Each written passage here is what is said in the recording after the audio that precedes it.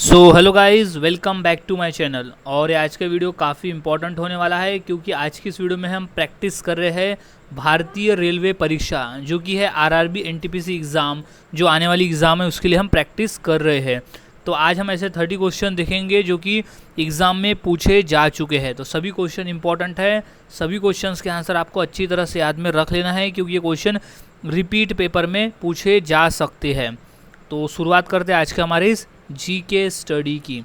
तो सबसे पहला प्रश्न है, कार्बन मोनोक्साइड तथा नाइट्रोजन गैस के गैसीय मिश्रण को क्या कहते हैं?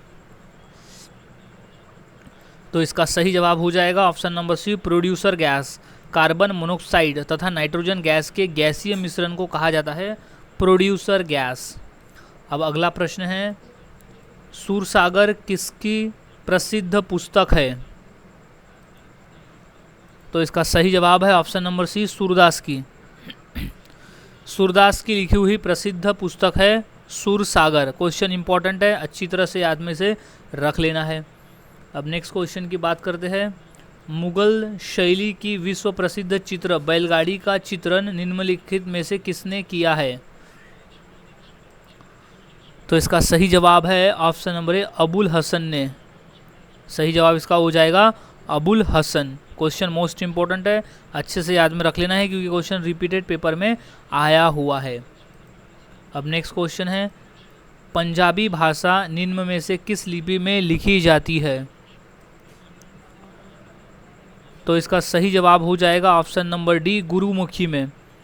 पंजाबी भाषा गुरुमुखी लिपि में लिखी जाती है। क्वेश्चन इंपॉर्टेंट है। अब नेक्स्ट क्वेश्चन की बात करते हैं, इनमें से कौन सा ईंधन न्यूनतम पर्यावरणीय प्रदूषण उत्पन्न करता है? तो इसका राइट जवाब है option number C, hydrogen. Hydrogen न्यूनतम पर्यावरणीय प्रदूषण उत्पन्न करता है। अगला सवाल है, चक्रवात की आकृति निम्न में से किस प्रकार की होती है? तो इसका सही जवाब हो जाएगा ऑप्शन नंबर बी, अंडाकार की। चक्रवात की आकृति निम्न में से जो है अंडाकार की होती है प्रकार की। अगला सवाल है, जिमी वेल्स और लैरी सेंगर निम्न में से किससे संबंधित है? सो इसका राइट जवाब हो जाएगा ऑप्शन नंबर बी, विकिपीडिया से संबंधित है जिमी वेल्स और लैरी सेंगर। अगला सवाल देख लेते हैं, एसआई पद्धति में लेंस की शक्ति की इकाई क्या है? तो वो होती है डायोप्टर में। तो ऑप्शन नंबर ए इसका सही जवाब हो जाएगा। ये मोस्ट इंपॉर्टेंट क्वेश्चन है, ये काफ़ी बार ये प्रश्न पेपर में रिपीट हो चुका है। तो इस क्वेश्चन के आंसर को अच्छी तरह से याद में रख लेना है और ये मोस्ट इंपॉर्टेंट क्वेश्चन कर ले इसे कि एसआई पद्धति में लेंस की शक्ति की इकाई होती है डायोप्टर में।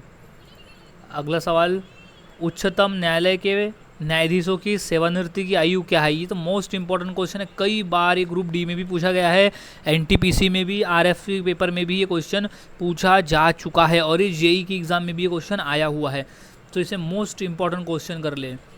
तो इसका सही जवाब है ऑप्शन नंबर ए, 65 वर्ष। उच्चतम न्यायालय के न्यायाधीशों की सेवानिवृत्ति की आयु होती है 65 वर्ष। अब अगला सवाल है, द फ्यूचर ऑफ इंडिया नामक पुस्तक का लेखक इनमें से कौन है?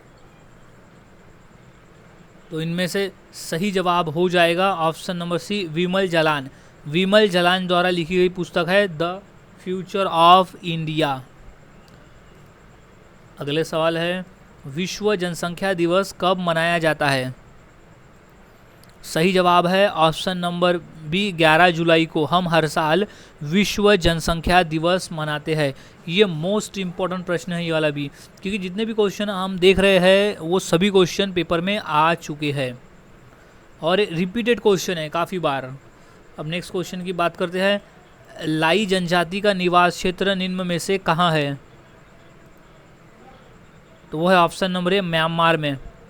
लाई जनजाति का जो निवास क्षेत्र है वो है म्यांमार में।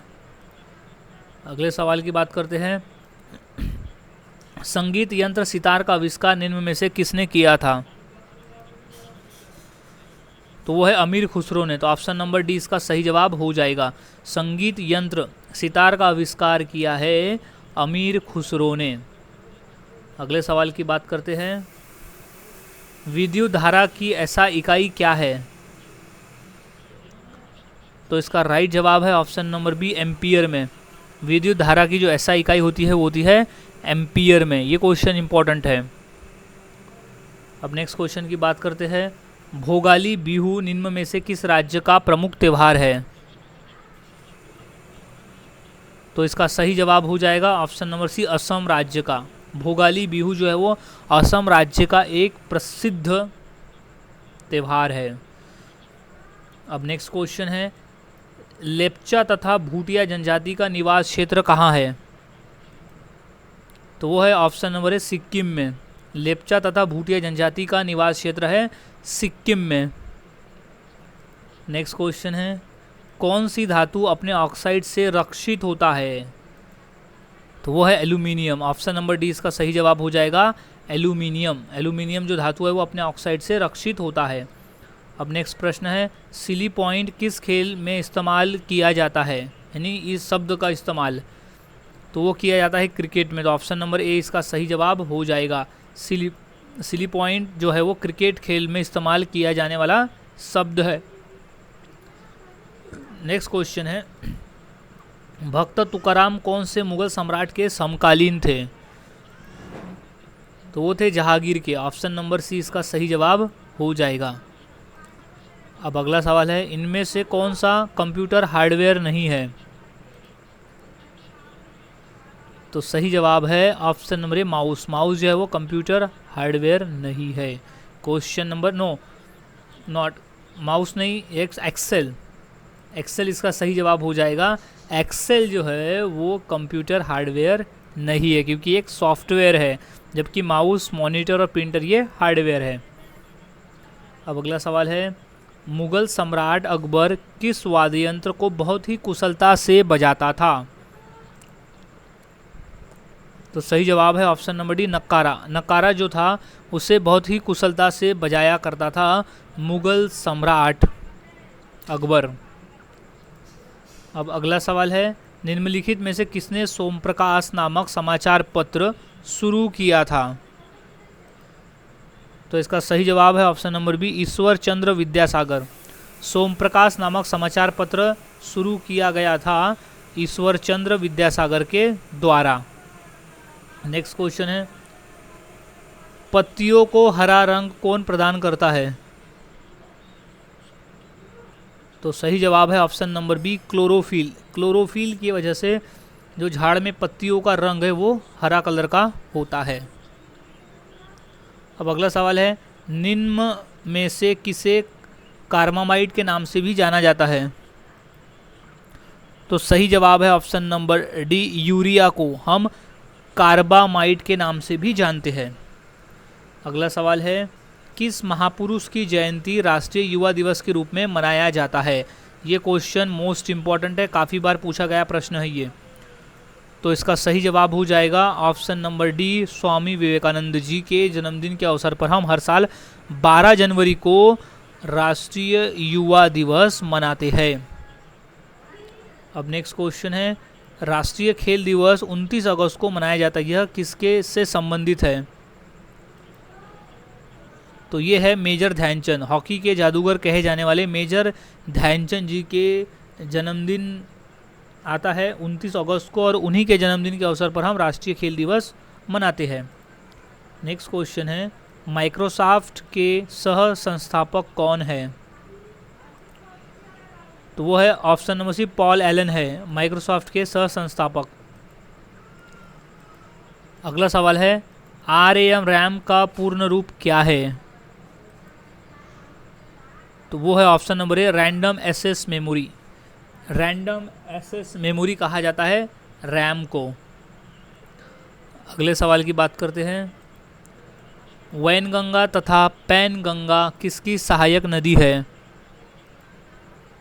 तो ये है ऑप्शन नंबर ए, गोदावरी की। गोदावरी नदी की सहायक नदियां है वैनगंगा और पैनगंगा। अब नेक्स्ट क्वेश्चन है, निम्नलिखित में से कौन सा बागवानी से संबंधित है? सो जो स्वर्ण क्रांति है वो है बागबानी से संबंधित। सो गाइज, आज की वीडियो में हमने ऐसे 30 क्वेश्चंस की प्रैक्टिस की जो काफ़ी इंपॉर्टेंट है पेपर के पॉइंट ऑफ व्यू। तो यहाँ सभी क्वेश्चंस के आंसर आपको अच्छी तरह से याद में रख लेना है, क्योंकि सभी क्वेश्चन इंपॉर्टेंट है। सो मिलता हूँ ऐसे ही और नए जीके क्वेश्चंस के साथ अगली वीडियो में। तब तक के लिए चैनल के साथ बने रहे, वीडियोस को देखते रहे और इसी तरह से रोज़ाना जीके की प्रैक्टिस करते रहे।